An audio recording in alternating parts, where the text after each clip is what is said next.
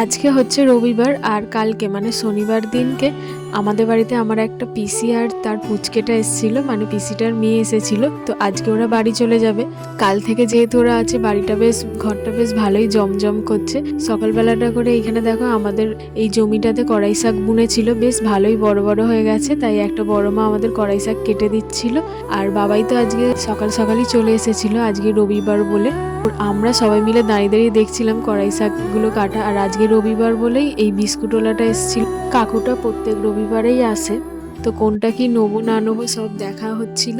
কিন্তু এই রবিবার একটু বেশি কিছুই কেনাকাটি হয়ে গেছে, মানে 2 রকমের কেক, টোস্ট, বিস্কুট, প্যাটিস সব রকমই কেনা হয়ে গেছে। আর কড়াই শাক আমার শ্বশুরবাড়িতেও পাঠাবে বলে মা এখানে প্লাস্টিকে ভরে দিল। আর মা করছিল এখানে কাদা চিংড়ির বড়া, তো এই বড়াটা আমি ওকে প্যাকিং করে দিলাম। ও শাকটা আর কাদা চিংড়ির এই বড়াটা নিয়ে ও এখন বাড়ি চলে যাবে।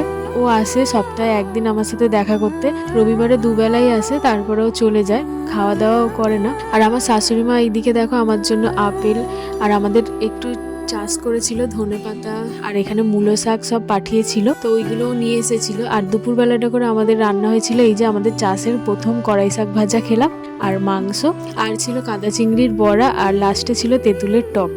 তো আজকে এই খাওয়া দাওয়াই হলো।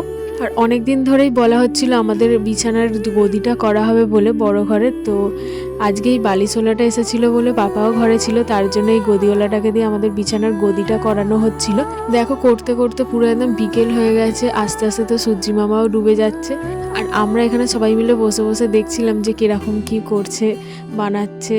তারপরে যেহেতু একটু সন্ধে সন্ধে হয়ে আসছিল বলে বাবা এখানে চা বিস্কুট দিয়ে দিল এই কাকুটাকে। আর আমরা তো এক একবার ধরে বারবার বেরিয়ে বেরিয়ে দেখছিলাম যে কতটা কি হলো না হলো। দেখো পুরো অন্ধকার হয়ে গেছে চারিদিকে, তাও কাকুটা আরেকটু কাজ বাকি আছে সেলাই করা, তো সেইগুলোই করলো। পুরো একদম সন্ধে হয়ে যেত তবেই এই গদির কাজটা শেষ হয়েছিল। আর আমার একটা বড় মা এখানে বানিয়ে এনেছিল ফুচকা, তো পুদিনা পাতা, আলু মাখা এসব চাটনি দিয়ে একটা ফুচকা বানিয়ে এনেছিল, আর লাস্টে একটু চুরমুড়ো করা হয়েছিল।